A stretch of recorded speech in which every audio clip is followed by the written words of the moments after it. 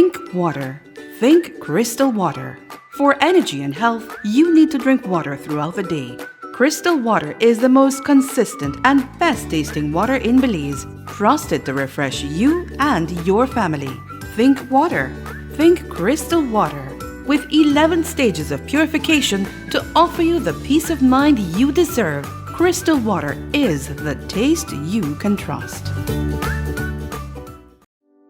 Persons at risk of becoming seriously ill from the flu or the coronavirus, people over the age of 60, persons with medical conditions they already had, such as diabetes or heart disease or conditions that has made their immune system low, such as HIV or cancers. At this time, there is no vaccine or treatment. Serious cases may need oxygen or ventilator support.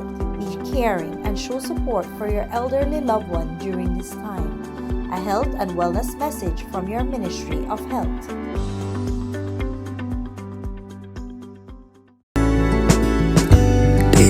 So did you know that Sagicor has a plan that can help to protect your income against the life-threatening illnesses that we face today and help you to access medical care? Please don't hesitate. Call me at cell phone number 614-1834 for more information on what's available. I had a really good time tonight. So did I.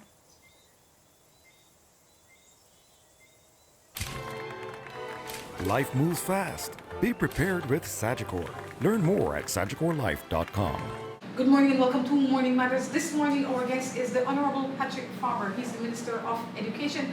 Today he will be discussing the education process that's been taking place lately. Mr. Minister, good morning and welcome.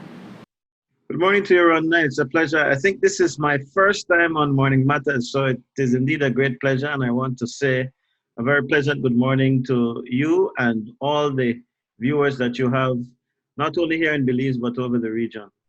Thank you, Minister, for accepting the invitation. I feel that this is a very crucial time for education on a whole, and I think it is something that's worth discussing. This morning I want to discuss the progress that you have been making where that is concerned, where we're transitioning into a different way of learning. So first, let's start with the kindergarten and the elementary school children, if we can just lump them, for lack of a better term, into one area. What are some of the preparations that has been made for these children? Well, before I go there, maybe we can give some of the background information as to what brought us here. Sure. I'm not sure what the situation is in other CARICOM territories, but here in Belize, we called off school starting, I think, on March 23rd.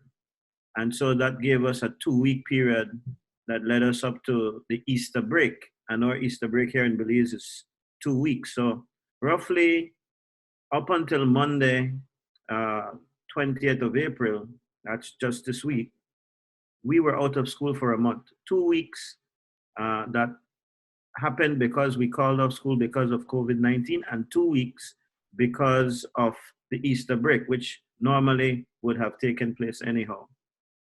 We had planned to resume school on April 20th, Monday of this week, but because Belize is in a state of emergency that was declared by the Prime Minister at the start of April, that will last a month, leading us up until the end of April, we now are forced to continue with being out of school.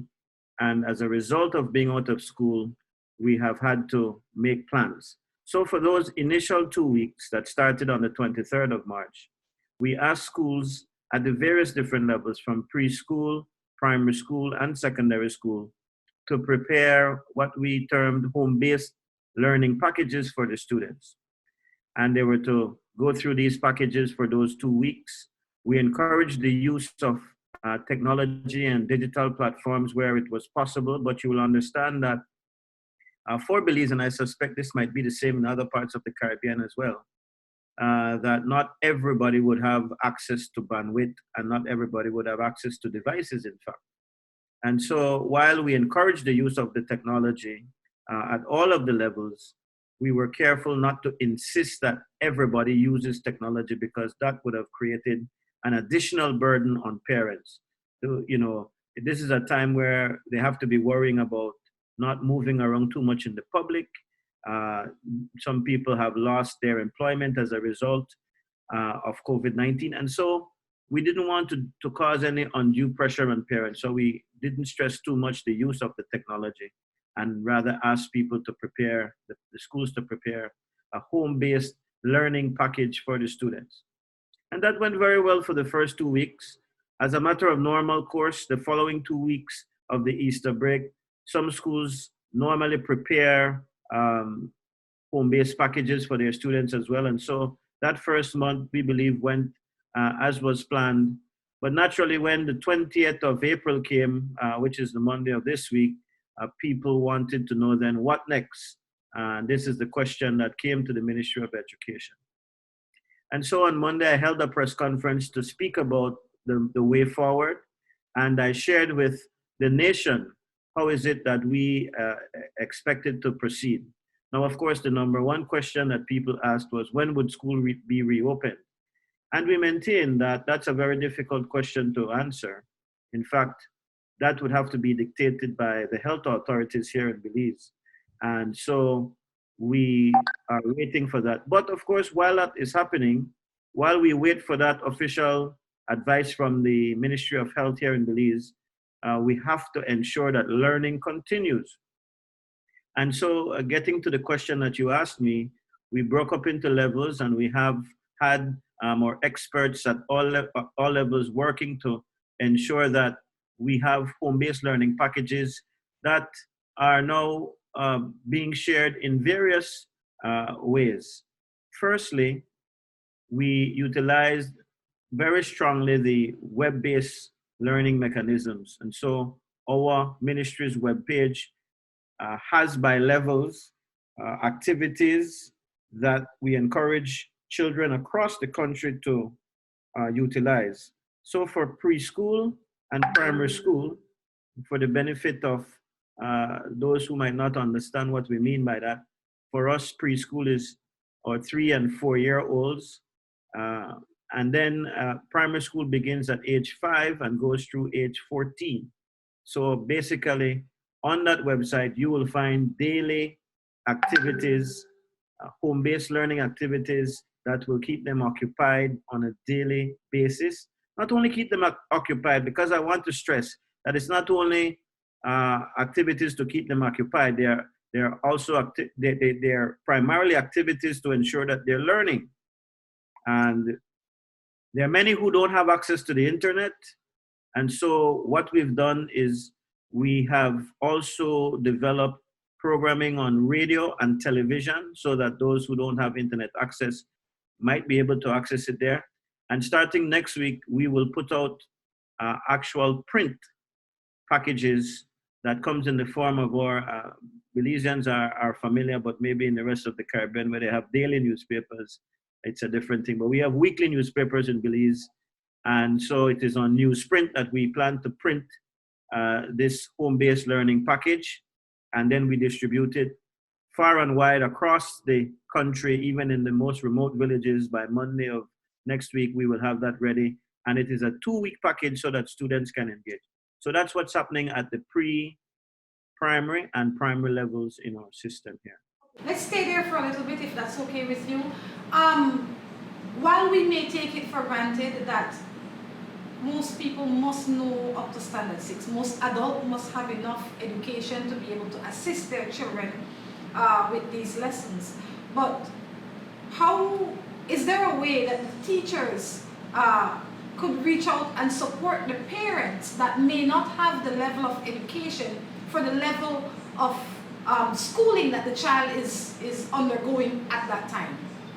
Absolutely. We have asked teachers where possible for them to engage with the students, whether that means making a phone call, engaging with them via the internet where it is possible. That is something that probably will happen more at the high school and tertiary levels.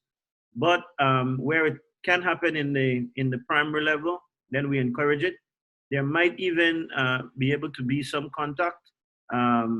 If, for instance, you live in a very small village and the teachers can visit, do a little visit just to check on them, We want to encourage that kind of thing.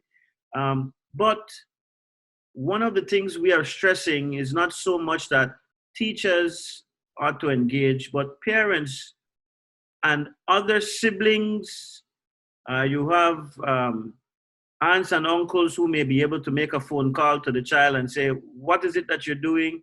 Or they can pick up a copy of the printed home-based learning package wherever they are and call the child to say, you know what, let's do this together. I know that your mommy or daddy is not able to do this. Maybe they're busy, you don't, maybe the people are embarrassed to say they don't know that level of work, but a simple excuse can be made. And, we say, all right, I have another family member who can do it. So it is not that we want people to rely only on teachers and on the formal persons charged with such responsibility. In fact, in Belize, we have a mantra in our Ministry of Education that says, education is everybody's business. And so for us, everybody can do their part in terms of helping out a child who might be struggling to learn at home at this time. Are these lessons going to be graded, or is it just something that, and I have to use the term loosely, is it just something to keep the children busy and their mind occupied while they're at home? Well, we are stressing that they ought not be used as graded assessments at this point, and that is merely because we don't want people to panic and to create undue stress. It's already a very stressful time. You have parents, for instance, who are saying, I don't have money to buy food even. I've not been working. And of course, the government has its programs to try to help that. But no matter what happens, there are some people who are not going to be in a position to do all that they want to do and need to do. And it's a very stressful time. So we don't want to add to the burden, but nor can we sacrifice the learning of our children. And so what we're saying is do the best job that you can. Let's all do the best job that we can to support the children to learn what they can at this time. One of the things I announced this week at the State of Education press conference was that we support schools doing all that they can do to promote children at these various different levels of pre-primary and primary school. In other words, help the children for whenever the new school year starts, if we're not able to get back into the classroom, which is looking very likely, to promote them. But whenever the children get into those new classes and we get back to, I don't want to say normal because it possibly won't be normal, it will be the new normal as we are terming it. And the child gets into a higher class or whatever, then we have to do what we need to do to bring them up to speed. But at this time, we just have to put in our best efforts to try to ensure that learning continues and the best possible learning continues. Well, excellent. Is there specific places that these lessons are going to be left at? Because I live in Boom, and there are several stores in Boom, and there's a gas station and all that kind of stuff. But let's say I live on the outskirts of Boom, and I don't have any TV, and I don't have any internet and all that kind of stuff. How will I know where to go and pick it up? Will a teacher come, or by the end of this week, we will have the stations wherever they'll be, so that people will know, and we'll ask people. We'll definitely try to have a place in every village. In some instances, we have been advised that we should work with the alcaldes or the chairpersons of the villages to ensure that they deliver a news print home-based learning package to every house or where there are children at that level. Or perhaps the principal, because the principal, right, there is a principal. Right, absolutely. And we're asking the principals and the teachers as well to do what they can do to help us. But I go back to what I said earlier about our mantra, it's everybody's business. So every person who knows that there's a child in a particular area that needs this kind of print-based material, then we're going to ensure together, unified together, we will ensure that they get what they need to get.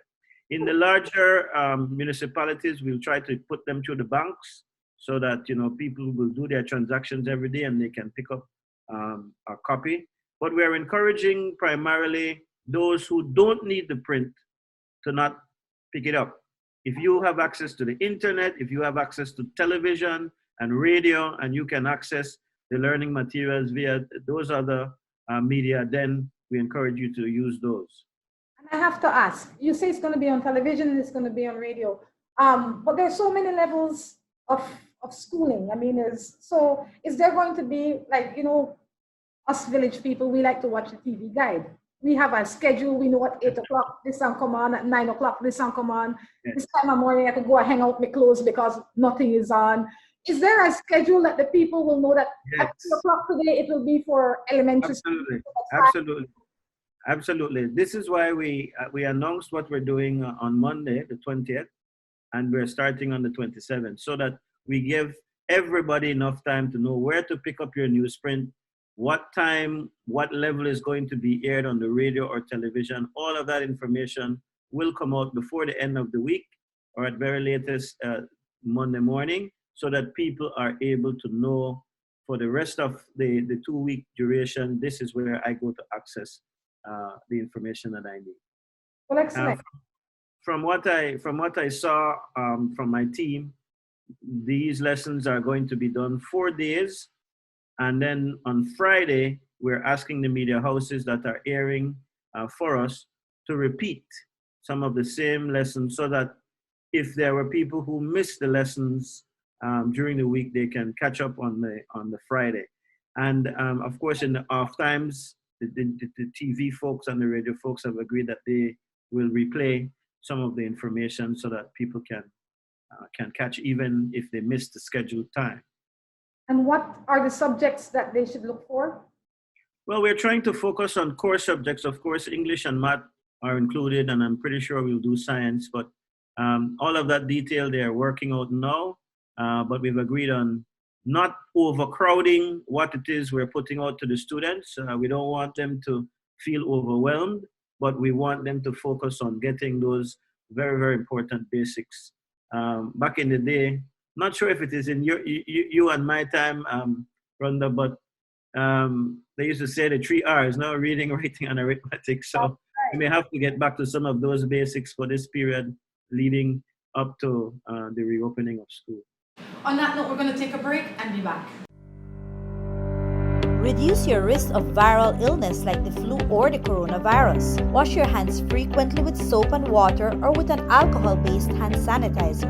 Cover your nose and mouth when coughing or sneezing with a tissue. Throw away, then wash hands immediately. Avoid close contact with anyone who has the cold or flu-like symptoms. If you become ill, please visit your doctor or nearest health center and share your travel history. A health and wellness message from your Ministry of Health.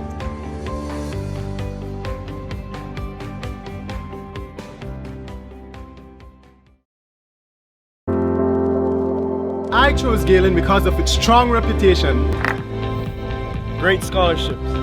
I came because I can take all my classes online. Because Galen University opens doors to the outside world. Their course offering in tourism. It gives me more opportunity to become who I want to be. If you want to connect with your inner champion to make the world a better place, then Galen is right for you. Me and my Marie shops in Lake. Me and my Marie Sharp in Indiana. I'm in Rhonda Beach, California with my Marie Sharp. Me and my Marie Shops in Kabul, Afghanistan. Me and my Marie Shop at Hertfordshire, England. Me and my Marie Sharps in Taipei, Taiwan. Marie Sharp, world-class products produced in Belize. Hey, I bring your favorite for your lunch. I shared me. Alright, thanks, but I'm really hungry right now. You look frustrated. What going on? I don't know, Peter, they're far and I got a lot of bills to pay right now. I might have a solution that can help you out. Well, you must have got direct then to Jesus then, because this one, yeah, miracle. Not quite, but I know First Up Speedy Money.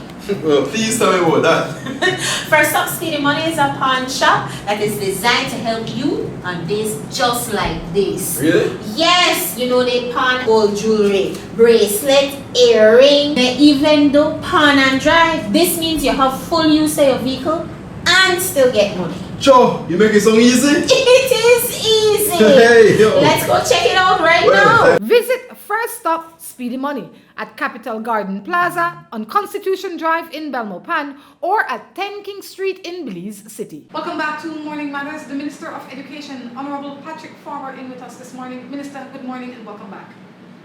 Thank you so much, Rhonda, and good morning to all your viewers once again. Minister, let's move now to the high schoolers.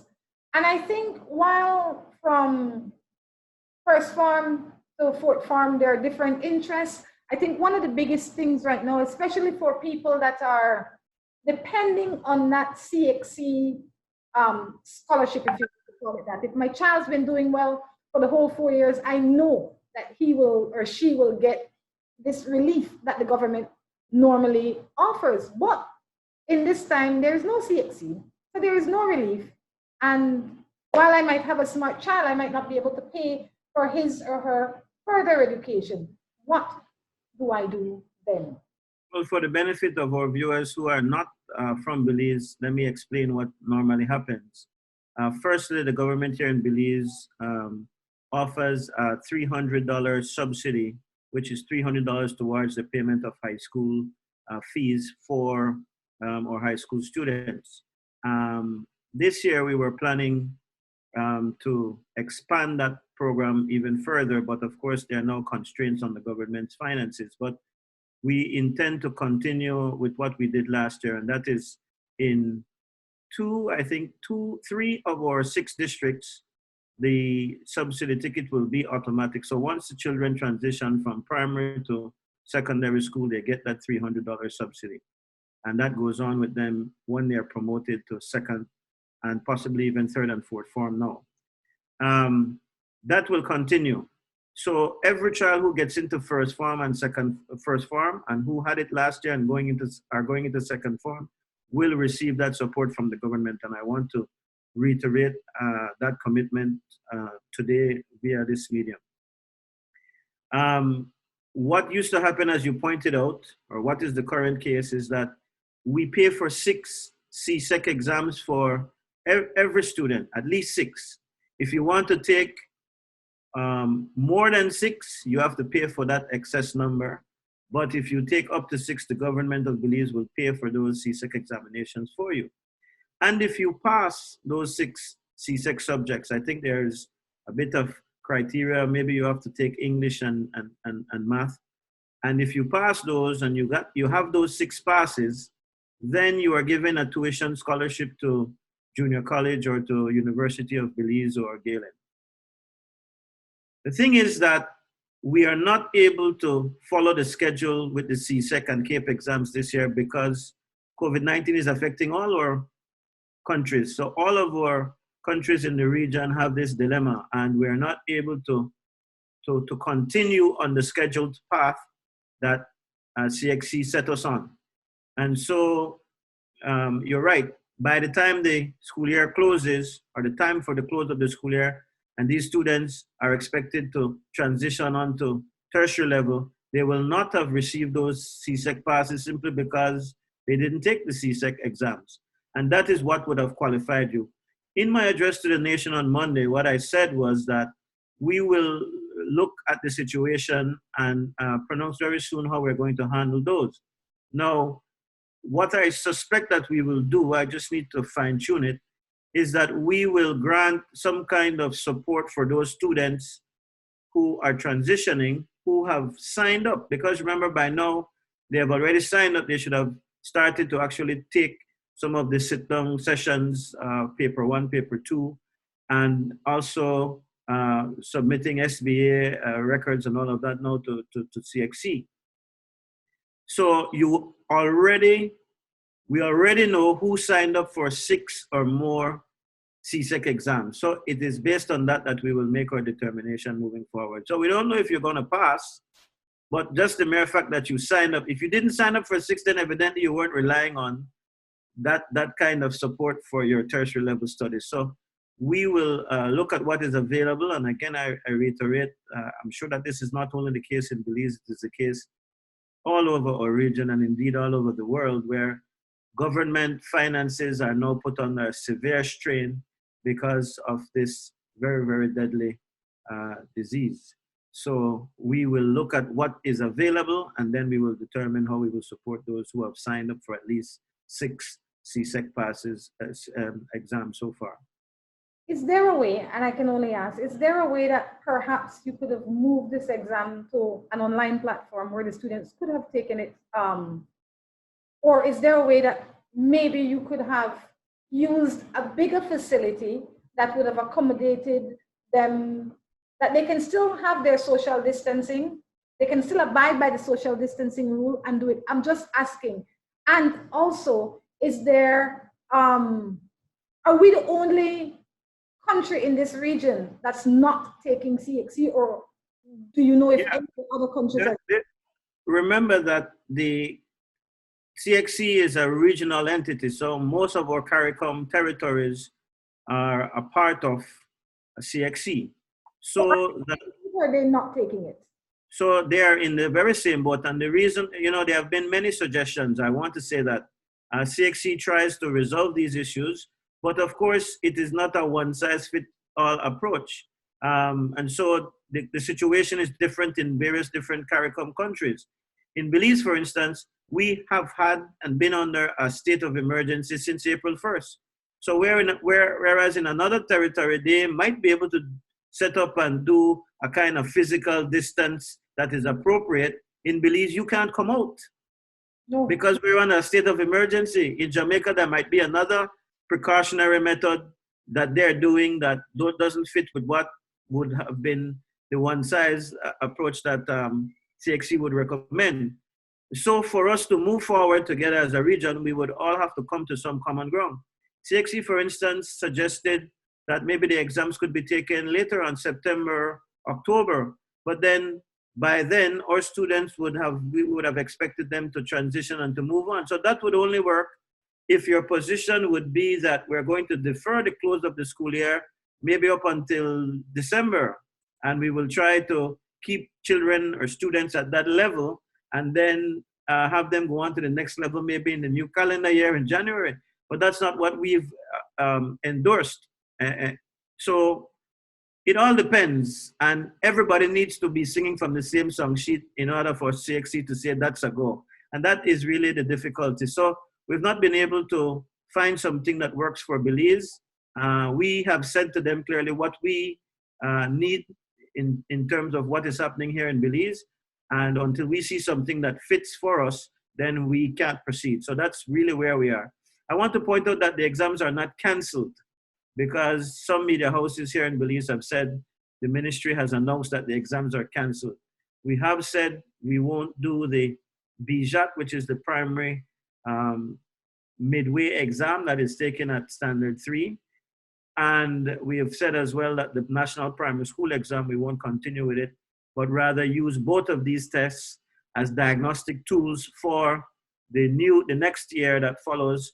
For those at the end of primary school, the test will be administered at the start of high school, so that high school administrators and teachers can then know what level their students are, and then make the appropriate intervention. So no cancellation, just a different way of doing things. But there's also those students, and I know I might be sticking to this for a little while, but because I think it is, a lot of people have their money out there, and it's yes, the education part is important to them, but it is an investment that they have made, and this investment is already placed out already. With no end line in sight, is there a way that the students can say, you know what, I want a refund? Well, there's a lot of work that has been done already, and insofar as that point can be made, know that the Ministry of Education has formally written to CXC to say we should be afforded some kind of credit, not a refund, credit toward the next cycle. And I'm sure that is something that we're going to insist on. But of course, there was some level of work that has already been done, so I don't suspect it can be a full refund. And as I've said, we are not saying that the exams are canceled, so the offerings may still come at a later time, and so it is premature really to say we'd want to give back students money. But that's a good point to make, because a lot of people believe because they pay the monies into the Ministry of Education's exams unit here, that the monies stay here. No, these monies are for CXC and are paid out to the regional body, CXC. Another investment that the people may have already made is to, or may need to make, is to register their children to go to high school. So they're leaving elementary school and they want to go to Palo or Catchings, and they might have already made these investments. Or some of them, since you say you are promoting everybody, they may have already been chosen for these schools, and they are in a place where they can't pay the registration. So you have two things there. How is that being dealt with? Well, it's different schools do it differently, I believe. And we're asking for communication, proper communication between the schools and those potential students. You know that in Belize, we have students who apply for a number of different high schools. And so the schools have to be careful as well, because let's say you put in 3 applications and you get accepted to 3 of those schools. And you're saying, well, I have been accepted here. The school is thinking, I have accepted that student. He will come, so I don't need the payment because they will come. But you did not tell them that you've applied to another school and you have the same interest over there. Or that is the one that you're choosing to go to. So they're saving a space there for you. You have not made a commitment to them in terms of saying, I'm going to come, and here's, you know, the best commitment is when you put your money down, apparently, right? So we're really asking for dialogue.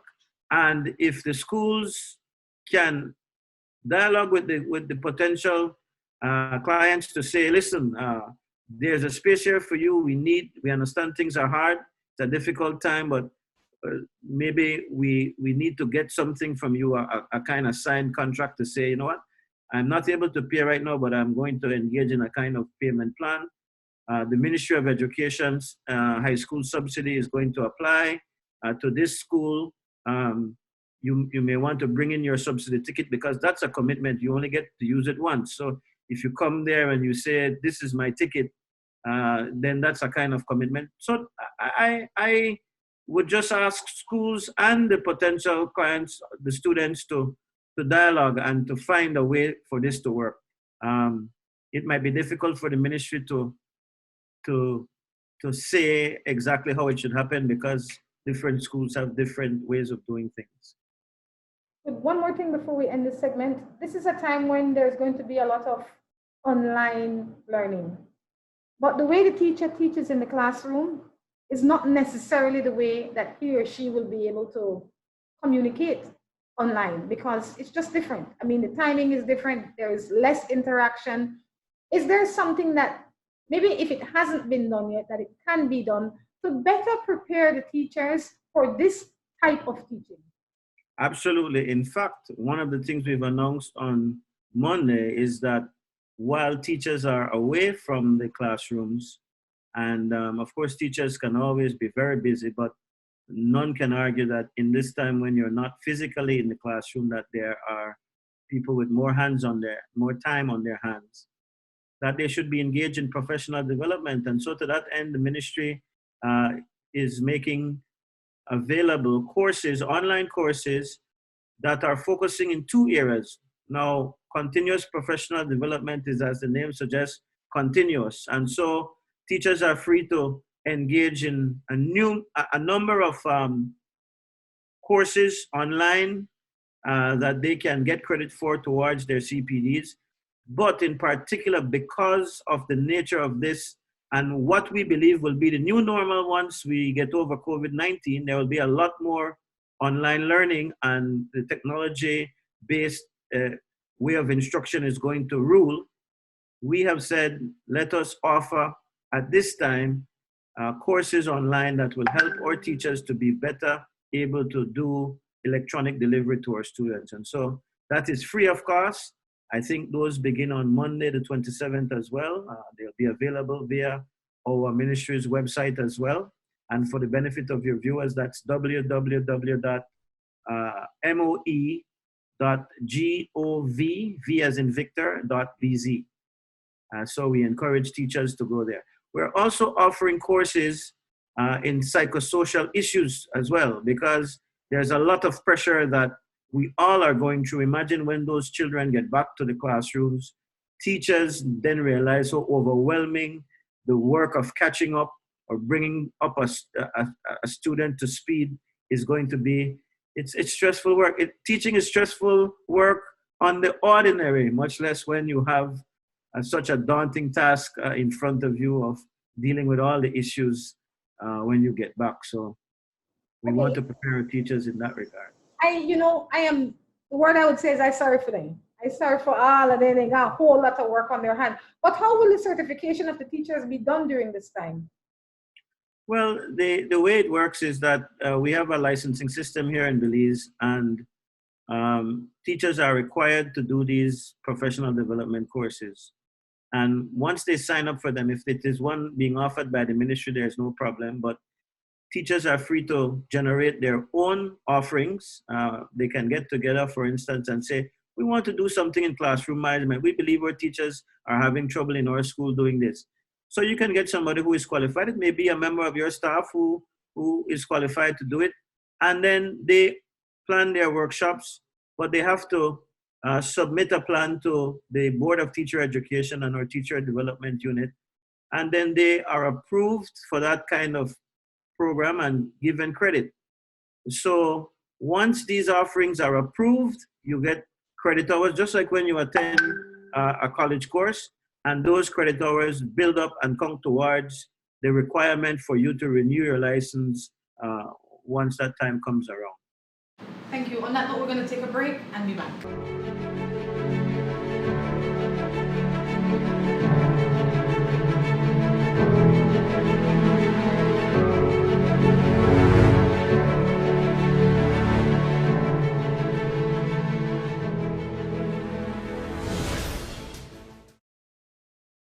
I choose Happy Cow cheese because of its perfect portion sizes, and I can travel with it. Because it's nice and soft and creamy, and it goes smooth on your bread. I choose Happy Cow cheese because I eat it with my beans.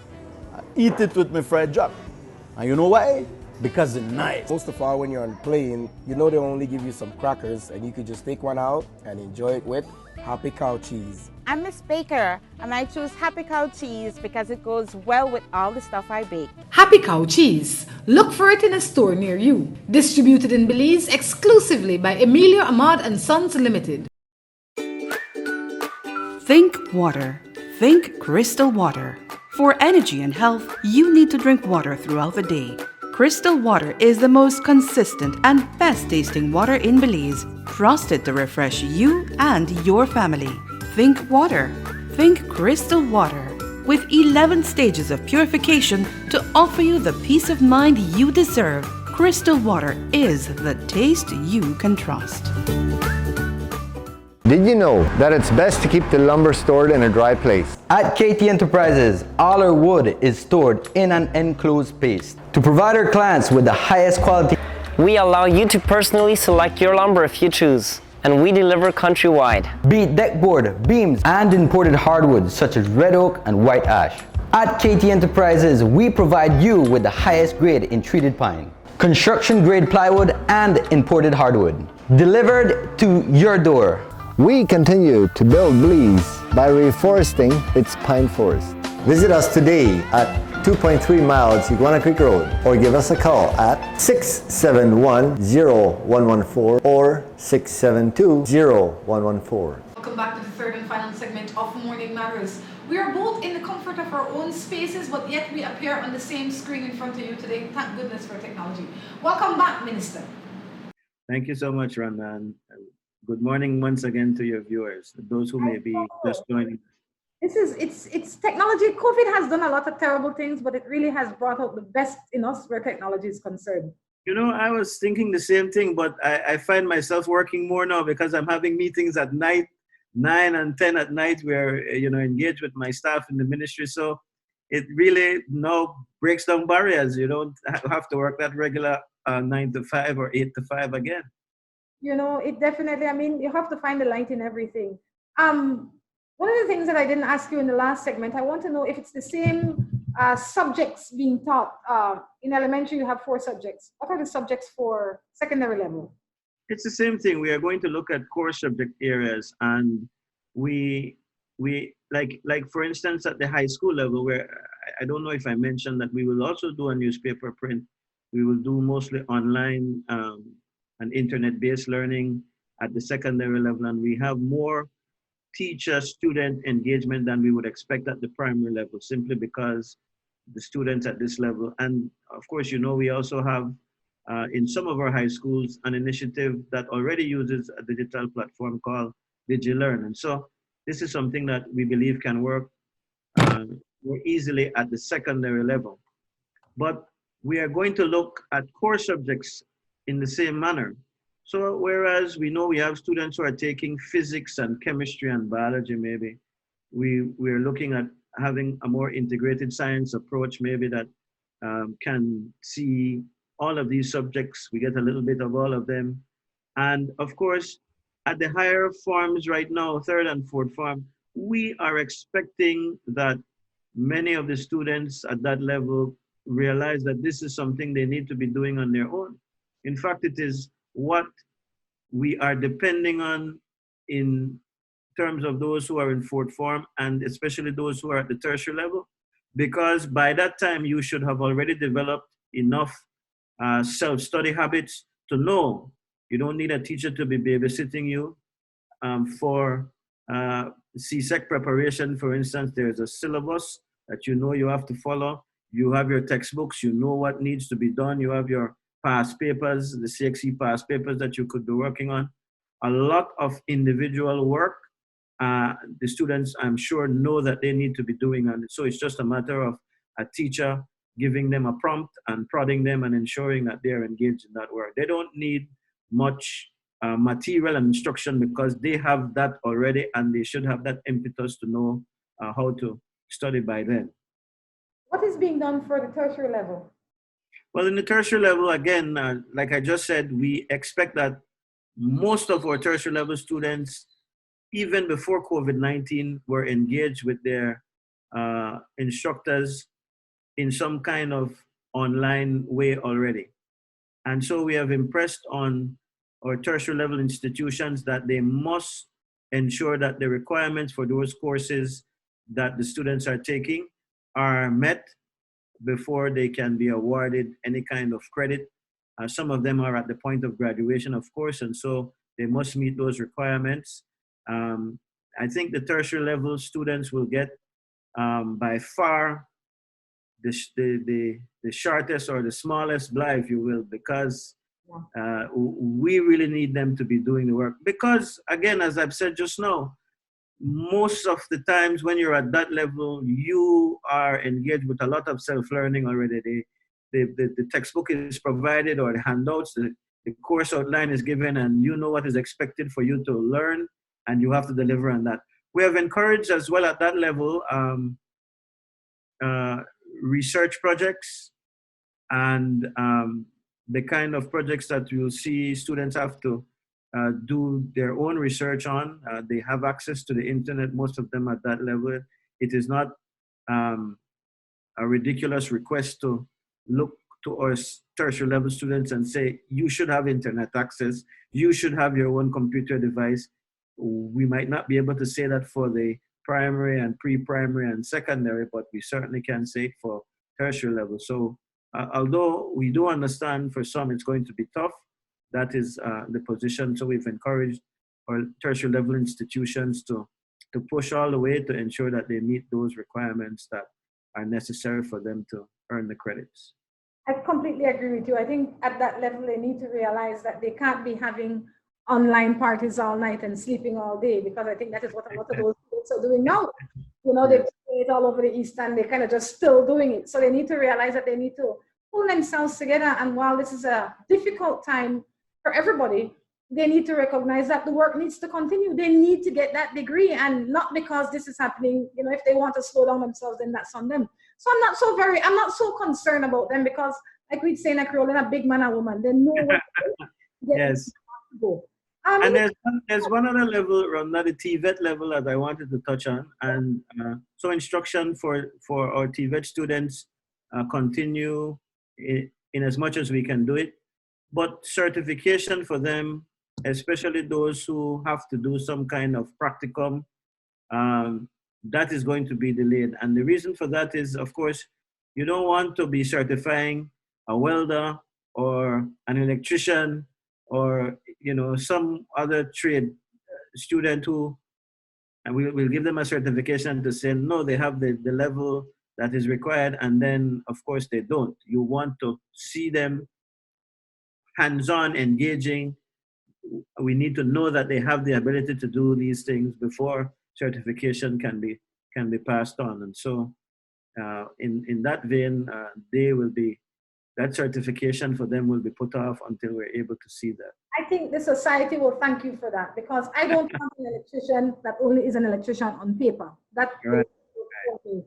I mean, it's okay, I can manage a cook with only a cook on paper because he will learn as he go, but so I'm sure that people will appreciate that. But for you, let's move into you now. You are a man tasked with this huge responsibility. The people, they cuss Patrick, they love Patrick, some of them indifferent to Patrick, but Patrick is really the guy that he's minister, he's father, he's parent, you have a lot on your plate. How are you managing during this time? Well, you're right, it's a lot. I wear many hats, and all of the things that I do. I am a parliamentarian, I am a representative of a constituency as well. So we have to be participating at this time in making the laws. There are many SIs, as you know, that have come out as a result, statutory instruments that have come out as a result of the state of emergency. We have to be assisting people who are needy. There are many, many things that I have to be doing as a representative. People vote for you, so they call on you. Listen, you are the one who I voted for, so don't tell me about what the wider government is doing. You are my guy, I'm coming to you. And you have to be responsive to that call. And then, like I said, we have the legislative work that we have to do as well. And then there is my ministry work, the portfolios I hold: youth education, sports, and culture. And while sports is one that has really gone to sleep, because of course we can't be out there and be engaged in the manner in which sporting requires, the preservation of culture, what we do with our musicians and our artsy folks, that's still very live. What happens to our artists? And so we have to be looking out and trying to create plans for them. And then, of course, for our young people, and also in the Ministry of Education, all of these plans. But you're right, I'm also a father. I'm a father of 3. I have 2 sons. One is 15 and in high school. And the other one is 12 and in primary school.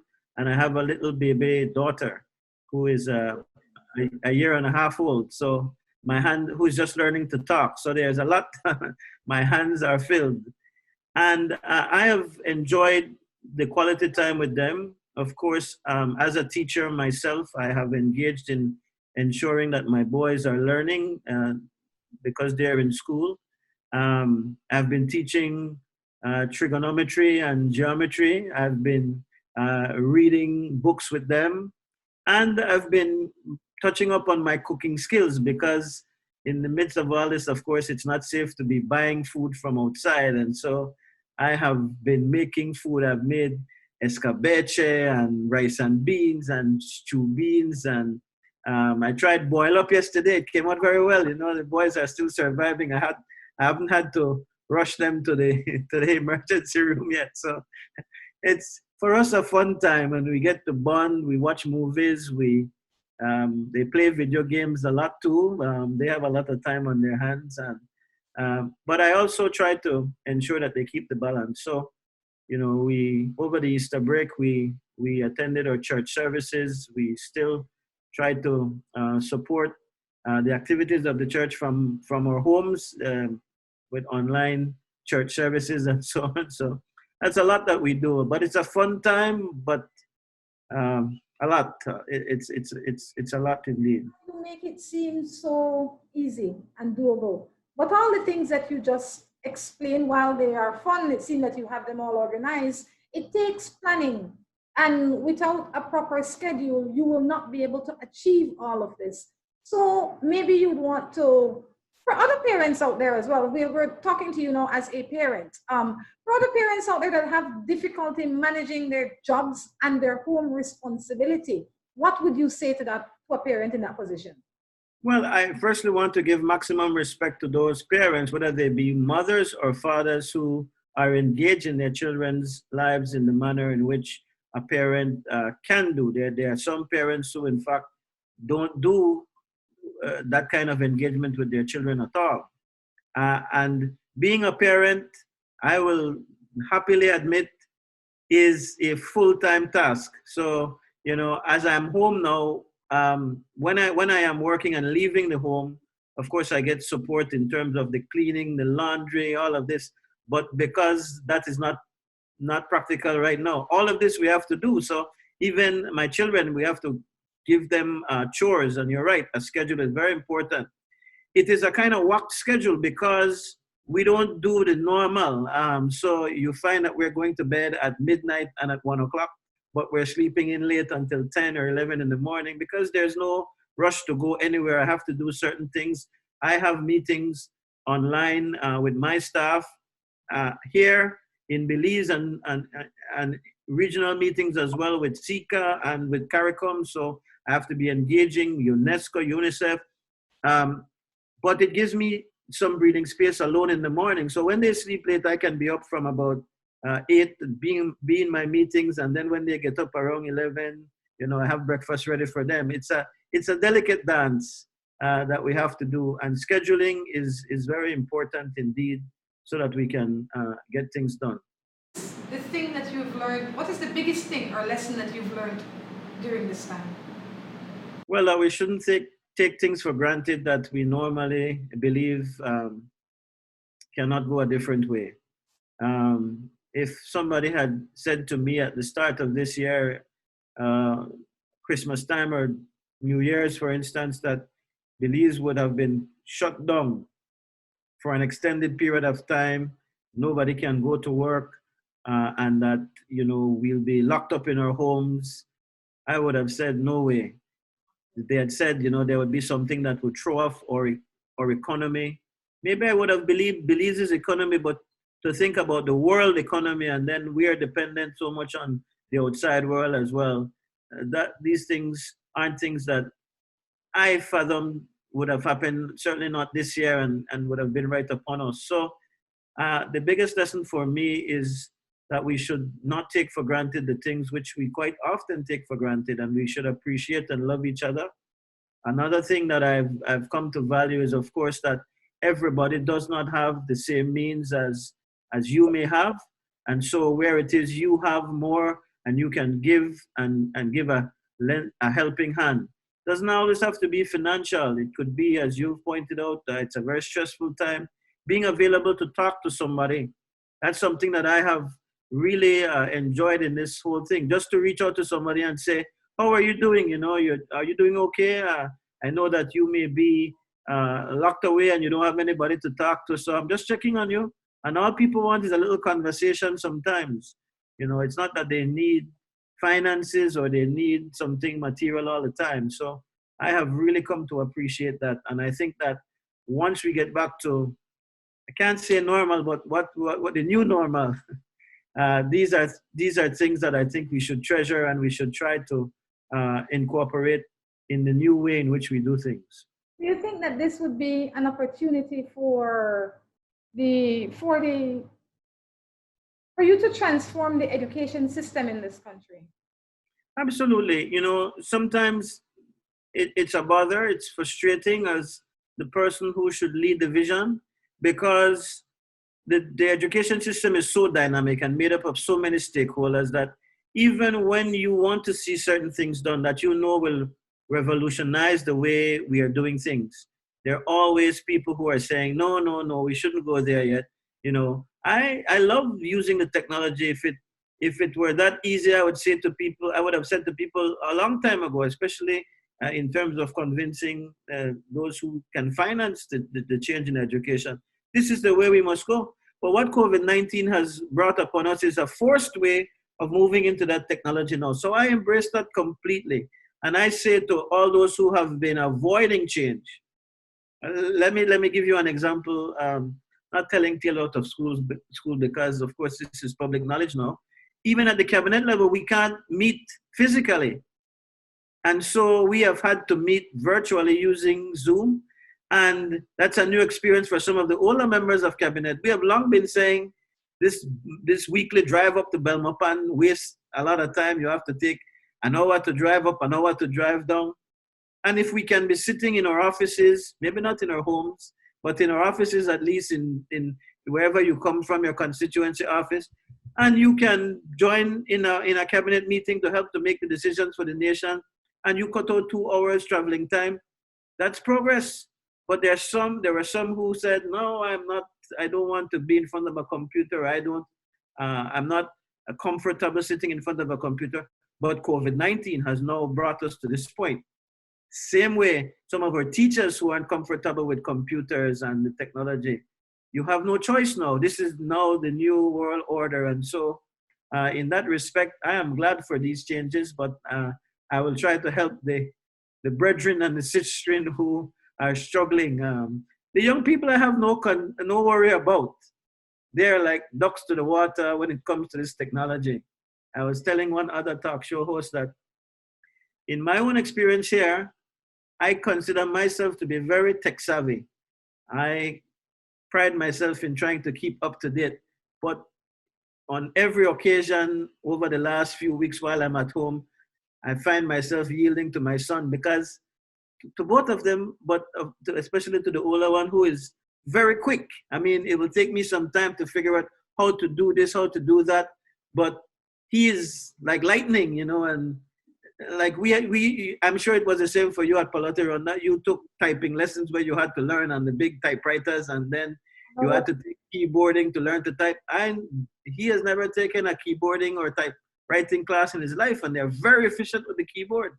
And also with the knowledge of what to do. How do you know all of that? It's like it comes as second nature. So I'm not too concerned about the younger people. I'm just wanting to ensure that we give a lending hand to the older brethren and sisters who might struggle with all of this. But the change I embrace, and I look forward to the new normal after COVID-19. Well, we all look forward to the new normal, and together we will get through it, and together we will get over it, whatever that means, but forward we will go. Again, Minister, I say thank you for taking the time to come and sit with us this morning and further explain where we are in terms of the education system in Belize. Again, thank you. Thank you so much. It has been my pleasure. Well, have a lovely day. Thank you. Gonna be my wife and I was gonna be her.